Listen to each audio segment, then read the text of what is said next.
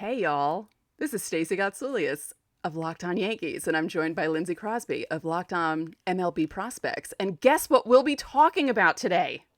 Yankees prospects, which is And a new thing for my show because I don't really do that. So I'm happy to have you crossing over with me tonight, Lindsay. absolutely, we're also talking about the fact I dared her to say "Hey y'all," and it came out somewhat like normal. It was kind of cool. I like that. "Hey y'all" is a good look on you, Stacey. Thank you. Okay. Yes. So, Locked On Yankee fans, we have some guys in the top 100, and Lindsay is here to talk about those guys. And that's what the show is going to be about. It's going to be about different guys that you know of, maybe some guys that you don't quite know of, because, there are Yankee fans that don't always pay attention to all of the prospects. You just know the same names that you always hear. Volpe. Volpe is the one that you always hear, and hmm he's the one that they're all worried about. But yeah, we're going to be talking about a lot of stuff on this show. Yeah, So, there is a guy or two outside that top five that I have in here. I also have some issues with one or two of these selections, and we'll talk about that. And I've got a little bit of draft stuff towards the end too. But like you said, the big thing everybody talks about: Anthony Volpe, top 10 prospect in baseball right now, number 8 overall, and he's having a good year at Double A in Somerset. Not exactly like the numbers don't scream like amazing top 10 prospect in baseball, but it's the way he's doing it. So he's batting 246, 343, 441, 11 home runs, 35 stolen bases. I will remind everybody, like minor leagues still have some of the restrictions on what the pitchers can do. So stolen base numbers are a little bit inflated in Double A. Not entirely, but a little bit. Um, he'll get double digits in MLB. He won't steal 35 bases in the bigs, but he'll get double digits, no problem. The thing is the way that he's doing it. So at the plate, it doesn't matter if he's facing somebody with premium velocity, somebody that has high spin, they're changing speeds a bunch. He still has high quality at bats in every one of those situations. Really good exit velos. Both his average exit velo and his max exit velo are kind of towards the tops in Double A.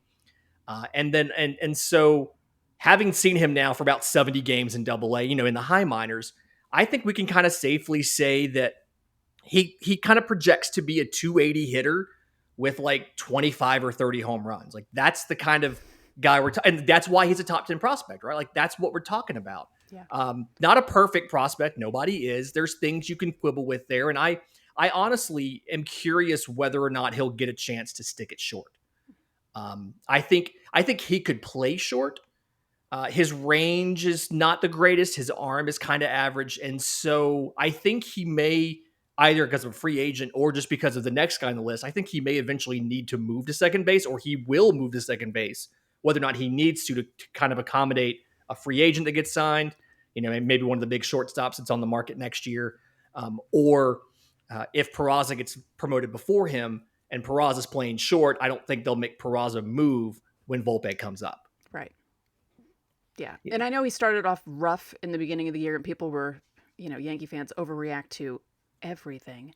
And they were overreacting to that. But He did have like a 2-week stretch where he could not hit a slider. right. Like it was an automatic out. You just throw him a slider, he's going to swing it. And he, to his credit, he adjusted. And like from that point on, he's been on an absolute tear. And like watching prospects, we expect them to struggle, right? Sure.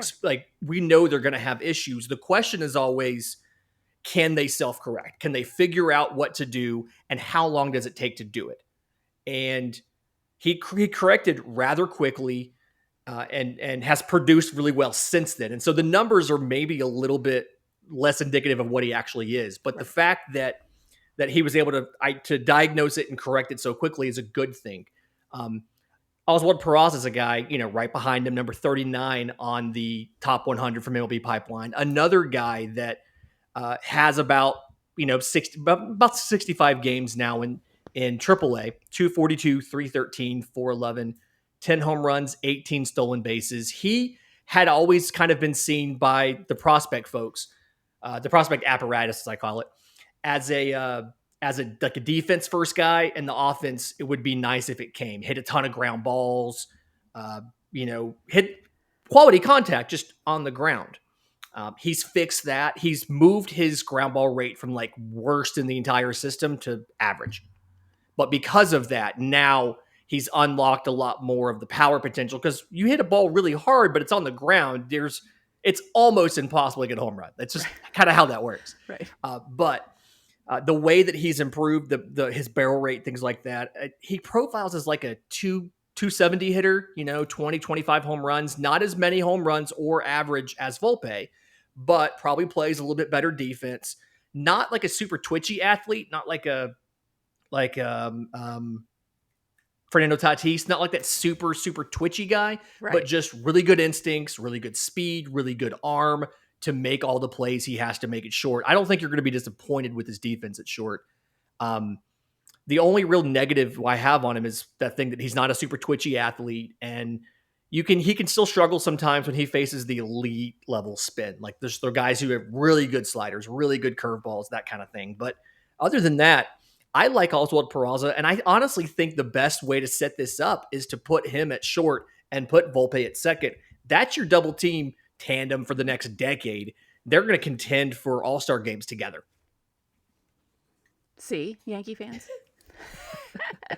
I just find it funny because, people, the Yankees are the best team in baseball. There's no doubt about that right now. Mm-hmm. And it's just funny that their farm system is pretty good considering how good the big team is doing. Because in a lot of times when the Yankees are doing really well, the farm system's kind of, and they don't have that many top prospects. And this feels like a good thing. It is a good thing. And it's a thing that not everybody gets the opportunity to have at the same time. Right. It's and like you said, it's very common where the farm system is good first. That makes the big league team good. And when all the talent's migrated, the farm system's bad while the big league team is good. Yeah. Example of that, the Braves right now. The Braves have a not very good farm system, not a lot of talent in there.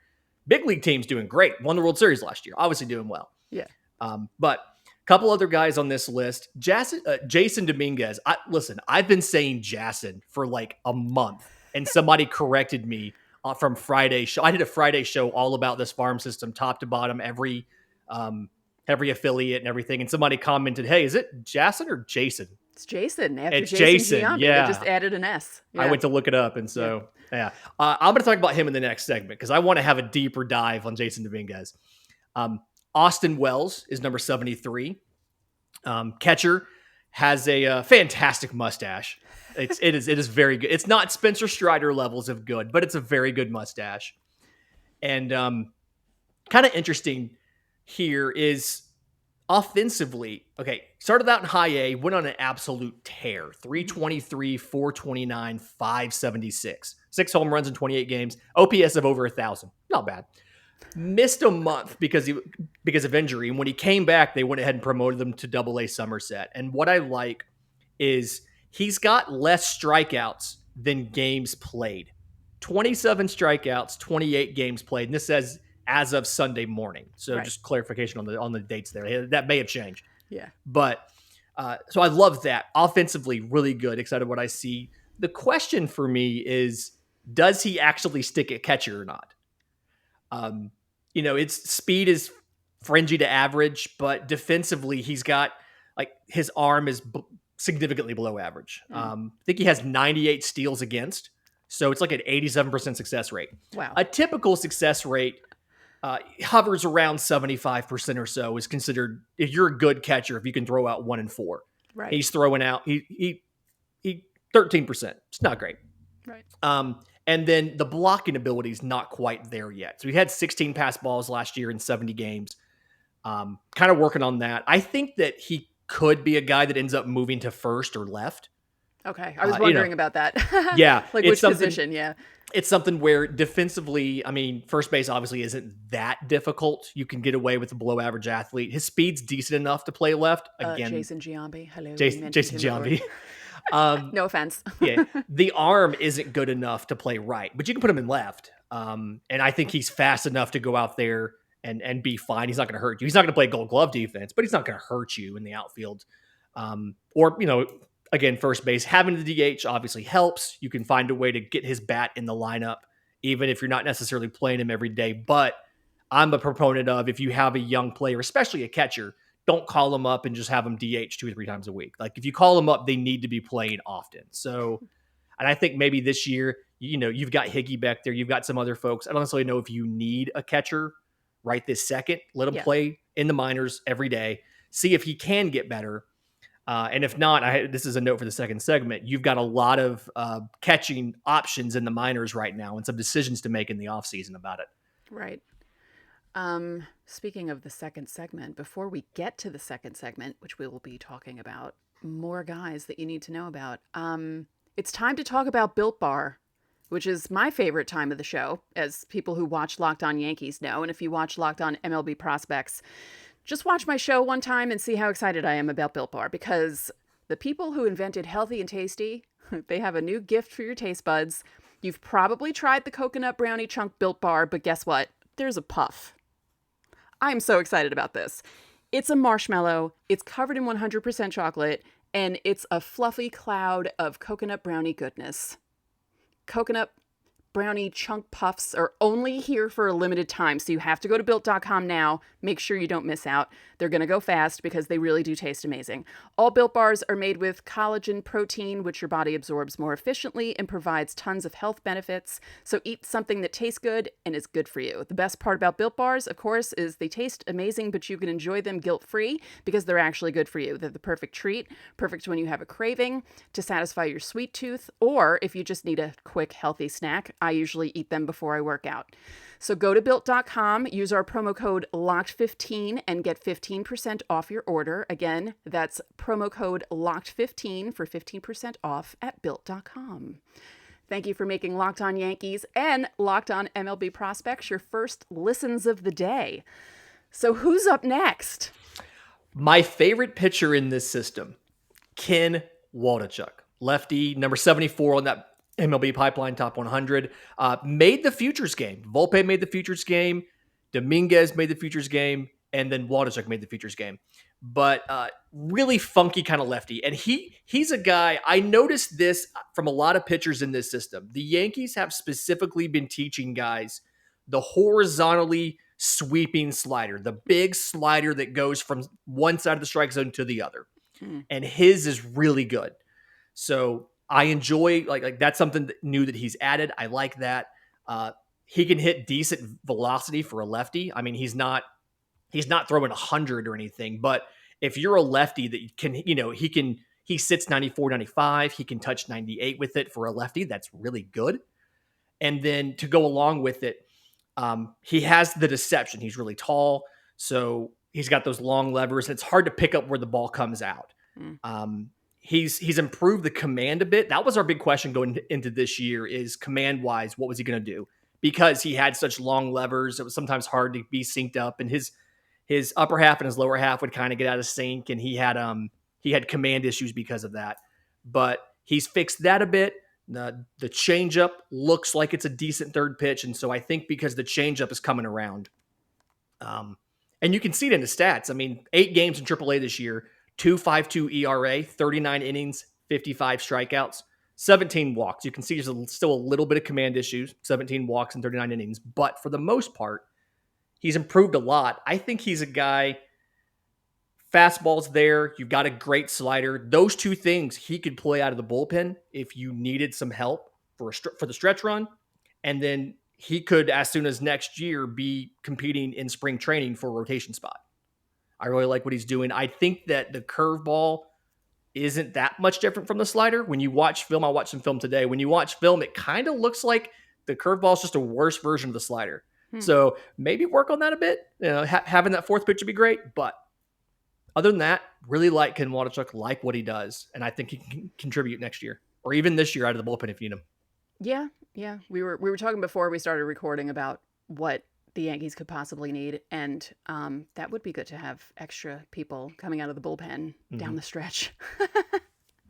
And talking about a guy that could probably make stuff work down the stretch, not my first pick to put him in this role, but a guy that can finally do it, Luis Medina. He's not in that top 5, but just somebody I've watched recently. I think he's kind of coming around. The story on Medina has always been the stuff was electric, but he's kind of struggled with his command, right? So this year, 15 games in Double-A, 2-3, 3.67 ERA, which doesn't scream amazing off its head. 61 innings, 73 strikeouts to 37 walks. But here's what I like. Exact same ERA and the exact same number of games as last year, but he's only given up 4 home runs. His walks are down, his home runs are down, and his whip went down from 144 to 122. So the outcome is the exact same, but everything involved in it is better. All the steps to get there are better. He's throwing about 60% strikes this year, which is an improvement. And that was kind of the big issue, was the command, trying to figure out what he was doing. The fastball can hit 103. That's useful. Last I checked, that's useful. And That's crazy. you combine that with the curveball, one of those really hammer curveballs, and like right there, that's something that you can use in the bullpen in the stretch run if you need to. Yeah. Just those two things. And then he's got a changeup. It doesn't have enough like separation velocity wise from the fastball, because the fastball sits 97, 98, and the changeup's about 90. You want ideally 10-mile-an-hour difference. Right. But he's got about 8, but he believes in it. He throws it with conviction, and it disguises really well off of the arm. So like the arm speed's the exact same, and it has a weird kind of splitter-like movement.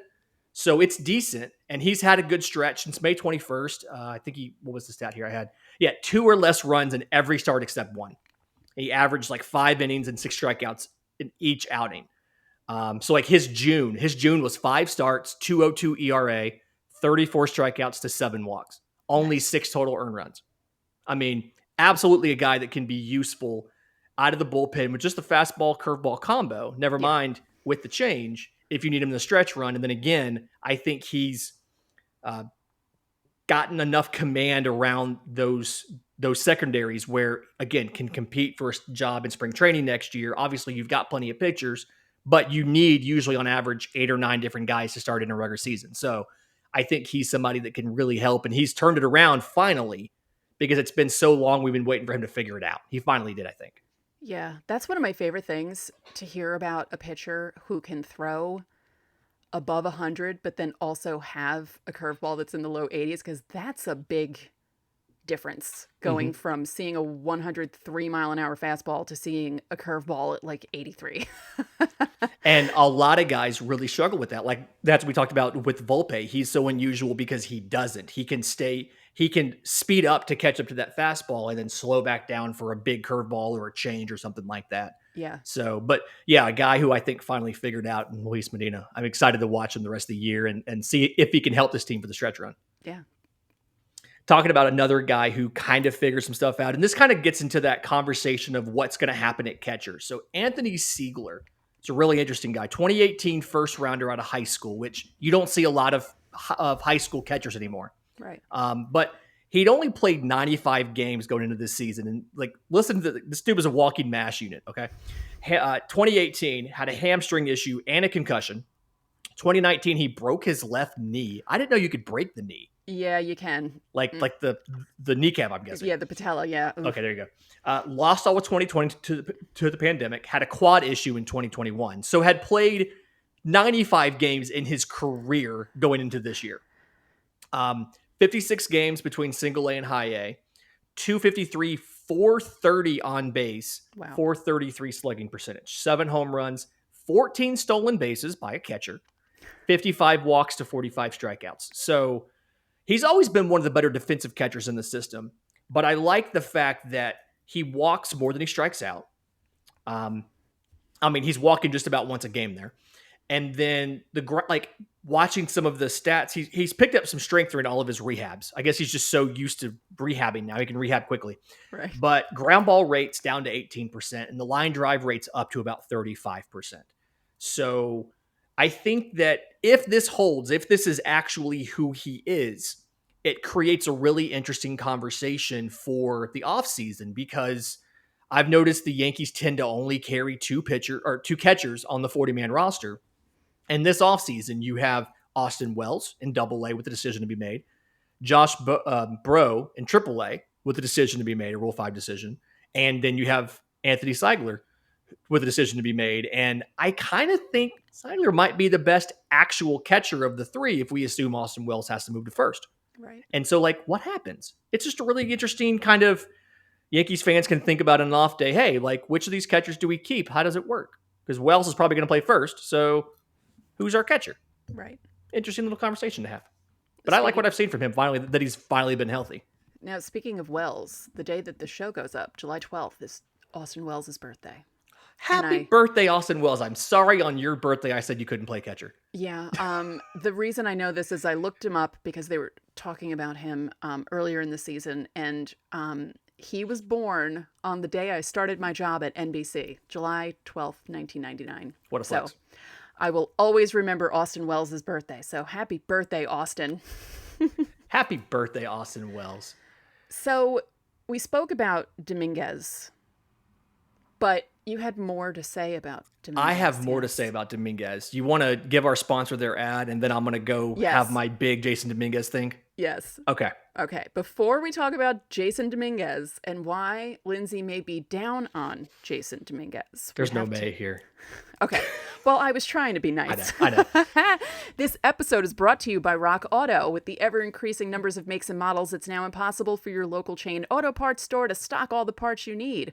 Why endure often pointless or seemingly intimidating questioning and then wait for the person behind the counter to order the parts on their computer, but choosing only the brand their warehouse happens to carry? You have computers with access to RockAuto.com at home and in your pocket. You can save time and money when using RockAuto. They're a family business serving do-it-yourselfers for over 20 years, and their prices are reliably low for every customer. They have everything you could need, from brake parts to tail lamps, motor oil, and even new carpet. Go explore their easy-to-use website today to find the solution to your auto parts needs. Go to rockauto.com right now and see all the parts available for your car or truck, and write Locked On in their How Did You Hear About Us box so they know we sent you. Amazing selection, reliably low prices, all the parts your car will ever need. rockauto.com. So, why are you down on Jason Dominguez? Okay, so first, it's not just me. Right. So MLB Pipeline has him at number 3 in the system. Baseball America has him at 8, with the highest of the 4 risk levels that they can have. I've got him a little farther down towards there as well. So, like, full context, in MLB Pipeline's top 100, he's number 40. I have him a little bit lower.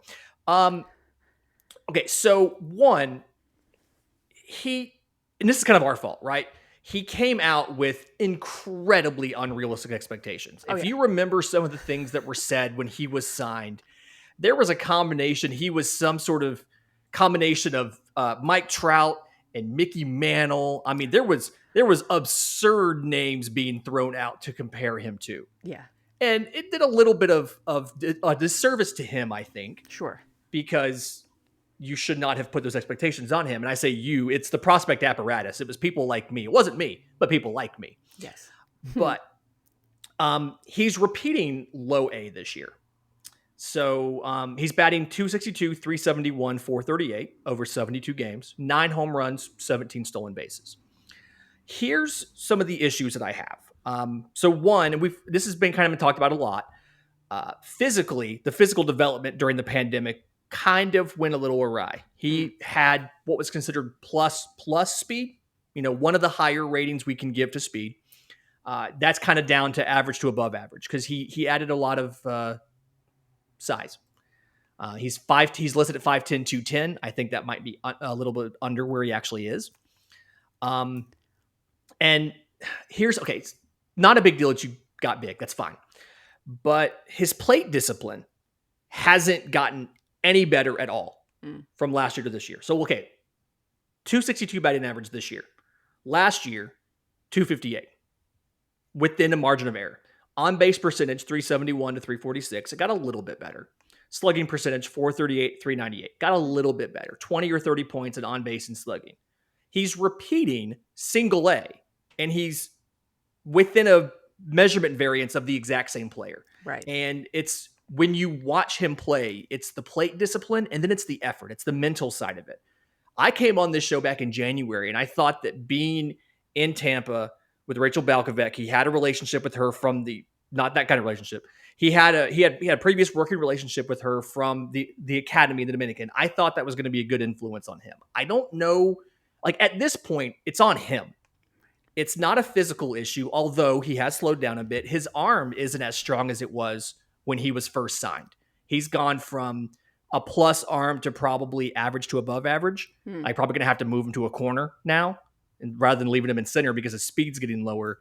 and his arm strength's come back a bit. But it's the effort. And I talk to scouts, I talk to prospect evaluators, and people say, I mean, they're like, he just seems kind of apathetic. Like, I think it's the first time he struggled in baseball and probably in his entire life. Right. But I mean, that's a common thing, and that happens to every prospect, but he doesn't seem to be making the adjustments, and he's not having competitive at-bats. And there's still polish here. There's still tools. You can still see that he's a good baseball player. He's just not necessarily showing all of that externally. I think if you're making a trade deadline deal, we've talked about needing a reliever, maybe an outfielder or a starting pitcher or something. I think that if you're smart, Jason Dominguez is the centerpiece of the deal. While he has some value, because internal evaluators are harsher on him than external evaluators. And part of that's just sample size. You don't see a ton of him. So if you see a bad outing or two as an external evaluator, you assume you just caught him on a bad day. That's kind of human nature. Internally, guys I've spoken to inside the organization and inside the player development department say it's the same thing every day. Like they see this regularly. So if you're going to make a deal for a reliever, you're going to make a deal for an outfielder or something like that, include him in the package. Use him while his value is so high. MLB has him as the 40th best prospect in baseball. I think that's about at least 60 spots too high. But use him while he has value before he gives everybody a chance to see what I'm afraid he may ultimately end up being. And it's just, I mean, it's like I said, it's kind of all on him right now. I mean, it's an effort thing at this point, and it's a discipline thing as far as physical conditioning and the amount of effort you're giving on a ball field. Do you think his age plays into this? Because he's still pretty young. I mean, he's only 19, but yeah, he was born in 2003. I mean, he was very young for. Like he was one of only a handful of 18-year-olds in full season ball last year. So I mean, he is young for the level. I'll give him that. He's only 19 now. This is his second futures game, despite being 19 years old. Yeah. I mean, that's an amazing accomplishment. But that's part of it. He's a young man who is in probably the first prolonged slump of his baseball career since he was a kid. But I'm not seeing the mental resilience to fight back out of that like a lot of players show. And I don't know, some guys, they need something to shock their system. It may be a trade, it may be getting benched, but oftentimes you hear the stories about a guy that needed to change of scenery or a guy who needed a wake-up call. Right. Jason Dominguez needs a wake-up call, and I'm not sure at what point he gets it, but I think if you want to give him the wake-up call and you don't want to have to worry about making it work, he could be a trade piece in August. Interesting. Quickly, before we have to end the show, draft preview, just... Yes. Picking 25th, so back into the first round. There's supposed to be a big run of like college outfielders and college bats back there. I've seen a lot of people saying outfielder Spencer Jones of Vanderbilt at the first round. I think that's kind of a lazy pick because he's a 6'7" outfielder. So you're like, oh, well, they have the 6'7" outfielder. Give him they're completely different players. Right. But I do think a Dylan Beavers from Cal, a Brock Jones from Stanford, Jacob Melton from Oregon State, any one of those outfielders would be a good pick in the back half of the first round.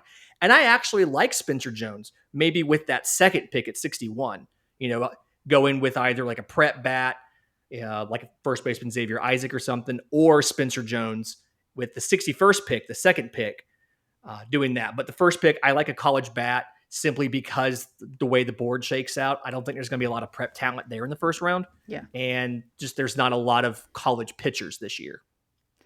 I'm just amazed that there are so many guys coming up playing baseball who are just huge.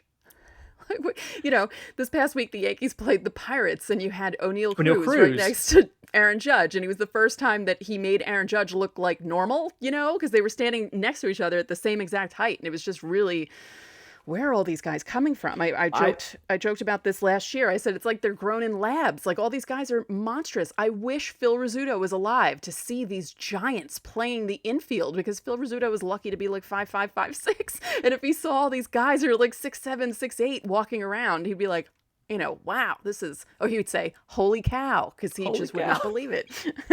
Yeah.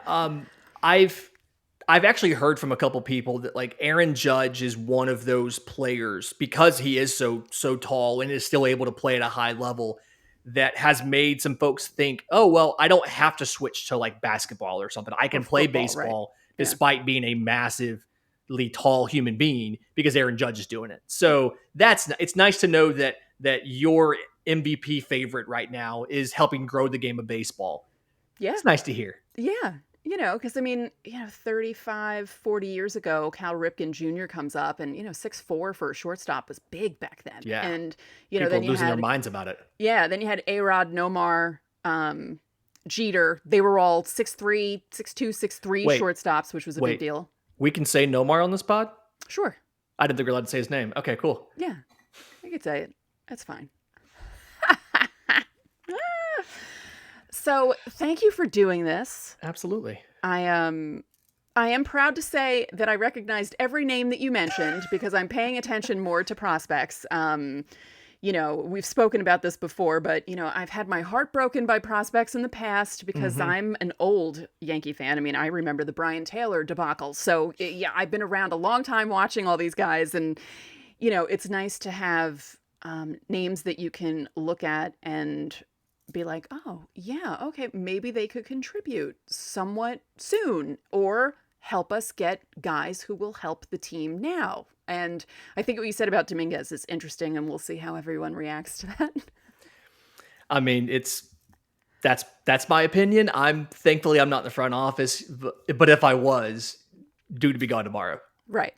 Right. Because it's funny, last week Ethan Smith of Locked On Pirates and I did a crossover before the two-game series, and he had asked me if he thought the Yankees would include Volpe in a trade for Brian Reynolds, and I was like, no.